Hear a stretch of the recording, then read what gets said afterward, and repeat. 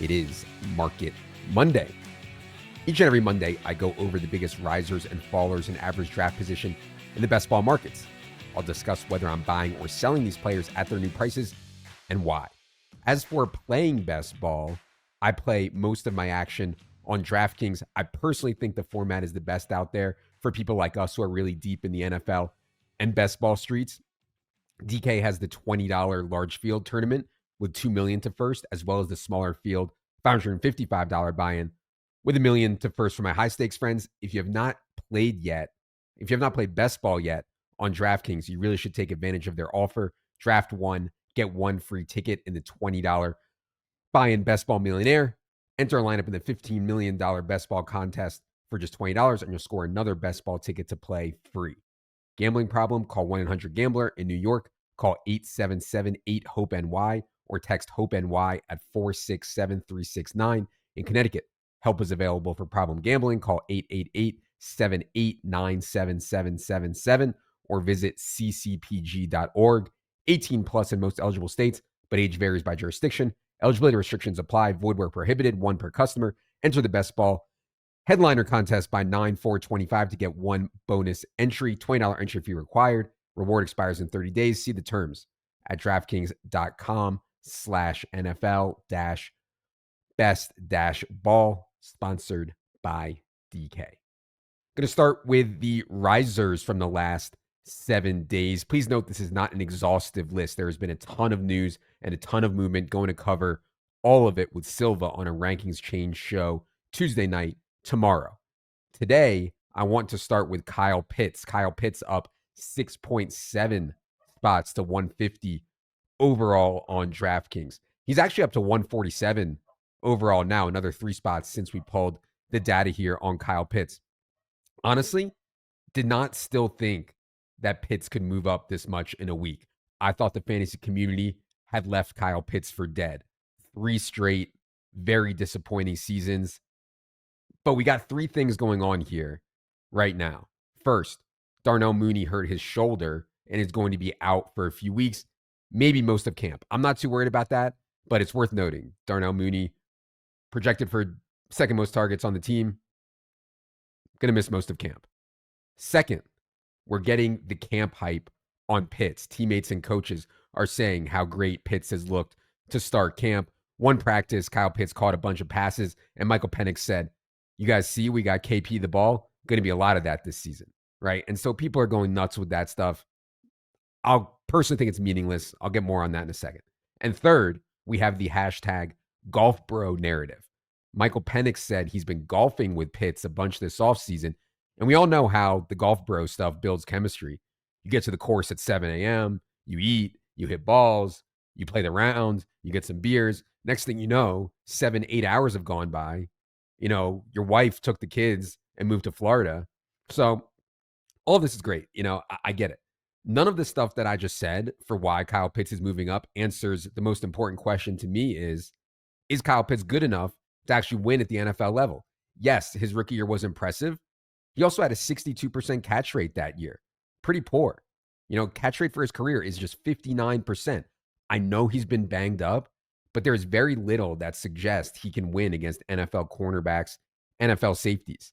And the Falcons scheme across multiple staffs has not prioritized getting Kyle Pitts matched up onto linebackers. So I've been out on Pitts. I have 3.5% exposure to him through 86 drafts. In terms of fees, just 0.8% for me on Kyle Pitts. And by the way, you can use the free tool on the solver. It's called the Best Ball Explorer to track all this stuff. Link to it is in the Best Ball tab in the ETR menu. But anyways, I'm fine with that stance I currently have on Kyle Pitts. The only reason I'm slightly worried about the fade is just cost. You know, at pick 160, the bar to quote unquote hit is not that high, especially at tight end.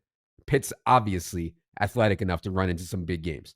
But look, there's just no way I'm chasing Kyle Pitts up the board here based on some good showings in padless practices in late July. I easily prefer Jake Ferguson, Dallas Goedert, Colston Loveland. They all go around earlier. I think it's worth doing that. And then if I'm taking running back shots in that range on DK, which I typically am, you know, I'm talking about Ray Davis, Garendo, Dylan Sampson, Tootin, Trey Benson, Bigsby, Algier types. I'm more often taking those guys than tight end, period. So I'm fine passing on Pitts, pushing tight end, because there's plenty of late tight ends available with real roles. Mike Gesicki, who I'll talk about later, but he goes 25 picks after Pitts. So does Hunter Henry, Kate Otten, Chigakonkwo. Juwan Johnson is like free. So Pitts, I have questions on both his ability to win and this new price for the tight end, how this new price fits the tight end landscape in drafts. Second riser, Kyle Williams, Patriots rookie, up 2.3 spots to 146 overall. Apparently, Kyle Williams made some big plays early in camp, was getting open a bunch, got beat writers to tweet about it, and so he's moving up. Steph Diggs is also up about 6 spots. That makes sense to me as he's proving his health off of the ACL tear. Roles in the Patriots wide receiver room appear to be getting set. They're going to play a ton of 2 tight end sets. Josh McDaniels' offenses typically do that. In those 2 tight end, 2 wide receiver sets, expect it to be Stephon Diggs at Z, and then one of Kyle Williams, Kayshon Boutte, or Mac Hollins at X. In 3 wide receiver sets, Pop Douglas, Demario Douglas, is going to be the slot man, which, by the way, has been a pretty productive role in Josh McDaniels' offenses. So on Kyle Williams, what are the odds that he wins the X job cleanly? I think if we're taking the long view, the odds are pretty good. Boutte is an old regime guy who never really impressed. Mac Hollins can certainly eat up routes, but is a limited player. I know the tape bros really like Kyle Williams. I think by middle of the season, it's a reasonable bet that he's playing a lot. We also have the Stephon Diggs injury risk. Steph Diggs will be 32 in November, coming off the ACL tear. So, but look, even if Williams does get there on routes, even if he does cleanly ice Boutte and Mac Hollins, Pop Douglas, Steph Diggs, Hunter Henry, Travion Henderson, there's some decent target earners in the mix here. So I want to be sensitive on Kyle Williams' price. And more macro speaking, I'm hopefully not targeting wide receiver in this range on DraftKings anyways. But if I am, I think I'd really rather wait 1 to 2 rounds and take Romeo Doubs. Or in the same range as Kyle Williams, I prefer Quentin Johnston, Marquise Brown, Christian Kirk. Third riser is Taj Brooks. Taj Brooks up 3.3 spots to 217 overall. Vibes around Zach Moss are not good. Moss had that really bad neck injury last season, and this year, Bengals opened him up on the active/NFI list to open camp. Most Bengals beat writers seem to think that Moss is an underdog to make the final 53, which means Cincinnati would roll with Chase Brown as the feature back, Samaje Perine in a strict passing down kind of role, and then Taj Brooks, the round 6 rookie out of Texas Tech, as the backup. I don't think Brooks will have any standalone value. And if Chase Brown got hurt, Brooks would likely share the workload with Perine. So I do not take a ton of Taj Brooks. In terms of those round 19/20 running backs on DraftKings, I take Marshawn Lloyd, Jarquez Hunter, DJ Giddens, Woody Marks. I'll address the Mixon stuff shortly and with Silva tomorrow, but Woody Marks, Brashard Smith a little bit. I take those guys before Taj Brooks. I did want to note, though, that we recently gave Chase Brown another workload boost, moving him up in the ranks. We're up to 23 overall right now on Chase Brown. Bengals appear extremely committed to Brown as the true workhorse. And if they don't keep Zach Moss and you're not optimistic on Taj Brooks, I mean, how can you not really love Chase Brown? Let's get to this week's fallers. First one is Joe Mixon. Joe Mixon down 6.7 spots to 65 overall and falling fast. Somewhat surprising news out of Houston over the weekend. Joe Mixon going to be out an extended period, likely all of camp/preseason, with an ankle/foot injury. Jane Slater reporting that Mixon injured his right foot/ankle twice last year, and this is the 3rd injury to it. Note that he went on the NFI list. In other words, this was not a football injury. So a lot of questions on what's going on with Mixon right now. At this point, I'm just out on him. We're talking about a 29-year-old running back with over 2,000 NFL touches on his tires. He's always relied on extreme volume to get there in fantasy. has the NFL's worst offensive line. Hopefully you listened to the show with Thorne last week. And now we have this somewhat mysterious injury to one of his wheels. I mean, I know Mixon is going to get into the 90s eventually. For now, until we get more info, I'm just going to pass. Obviously, if the bet we want to make is extremely anti-Mixon, it's a good spot for both Nick Chubb and Woody Marks. Or maybe the Texans will go get a back like Devin Singletary or someone else who gets cut later in camp. But I'm not forcing it on Nick Chubb and Woody Marks. Chubb profiles better on touchdown heavy underdog. I'd still take him around on DK around 160 or so. Woody Marks is the one you can really steal. His ADP is still sitting at 217 overall on DraftKings. I would take some shots around 180, 190. Note that the Texans didn't just take Woody Marks at 116 overall in the draft. They gave up the 179 pick in this year's draft, plus a 2026 third rounder to go up and get Woody Marks. So clearly they liked him. Really interesting situation to watch, though. Going to get Silva's take on that tomorrow. Second faller is Chris Godwin, down 12.5 spots to 81 overall. Run out just has not been great for one of my favorite players of all time. Shout out Penn State, Chris Godwin. He was on pace for 121 catches, 1,399 yards, 12 touchdowns midway through last season. I mean, dude was just going nuts. Since then, he dislocated his ankle, had 2 surgeries, and by the way, the second of which was just reported, and the reason for this sharp drop in ADP. Godwin's also turned 29 years old. He lost Liam Cohen, and the Bucs drafted Emeka Egbuka 19th overall.